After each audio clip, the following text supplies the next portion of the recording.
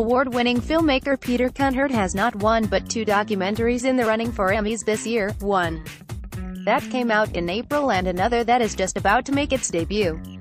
Related Emmys, Hulu doc, Obeyed Giant, paints portrait of Obama John McCain, for whom the bell tolls. His film on the ailing senior senator from Arizona is set to premiere on HBO on Memorial Day, a fitting date given the title subject's renown as a Vietnam War hero, notwithstanding President Trump's comments to the contrary, and chairman of the Senate Armed Services Committee.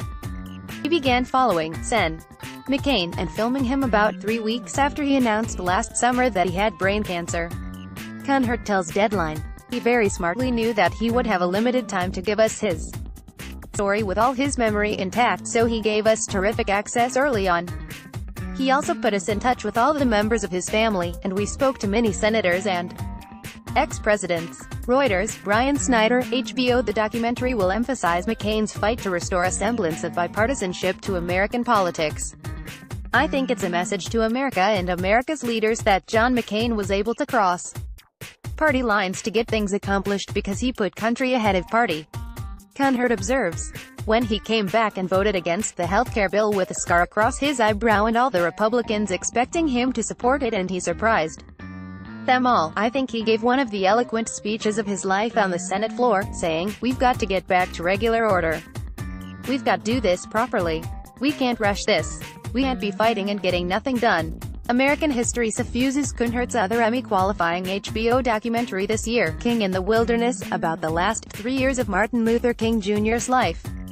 That period brought a succession of blistering challenges as King tried to take his battle for desegregation to the North, spoke in opposition to the Vietnam War, and struggled to hold the civil rights movement together under the banner of nonviolence.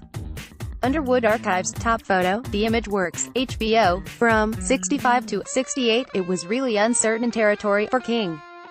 He didn't know how he would be received when he walked into those northern ghettos. He didn't know how the country would react so violently against him when he came out against the war in Vietnam, Kunhardt comments.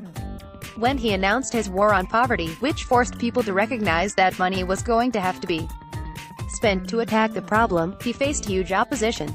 All the while, the growing threat of assassination loomed over King.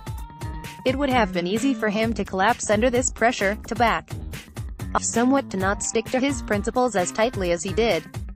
By standing behind what he had always stood for, I think it shows his greatness in an even more meaningful and poignant way than all those successes that came before. Kunhardt states, "I think those last few years were a window into a real mortal human being who was doing truly heroic and great things. To me, when we talk about the mythologized King, this is where he earned those stripes. This is where you really see why he was one of the greatest Americans of all time." Ivan Masser, Take Stock, The Image Works, HBO. The estate of Martin Luther King Jr. has proven zealous in protecting rights to his intellectual property, complicating efforts to tell his story in non-fiction or fictionalized form. The screenplay to 2014 Selma didn't include King's speeches from the era covered in that film because director Ava DuVernay couldn't get the rights to them. Kunhardt says he worked around King's estate. "We decided not to approach the family for two reasons. One, we wanted to talk to his contemporaries. King's family were children at the time, covered in the documentary," Kunhardt explains. Two, because of the copyright ownership of speeches, we made the decision early on that we would only use a maximum of 30 seconds of any copyrighted speech, which falls under fair use.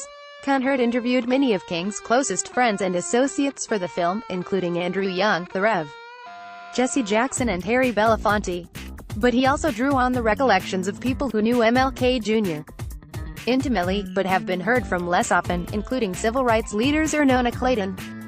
"We didn't want to limit this to the familiar talking heads of the past. We wanted to try to find new perspectives, and we also wanted to make sure that women were represented," Kunhardt insists. "About a third of the people we interviewed were women, which I think is something kind of great.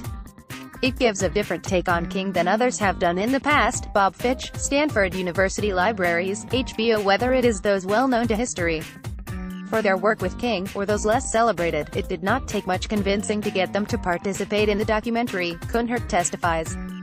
"Everyone wanted to speak about King. I think it was because most of them were in their 80s and most of them felt like, this might be the last time I have an opportunity to talk about him," Kunhardt surmises. So whatever defenses they had up in the decades prior to this, I think they let down their guard a lot and were willing to talk about King the man, in a more realistic, real way, without diminishing any of his greatness, but in a way that the audience could understand who he really was.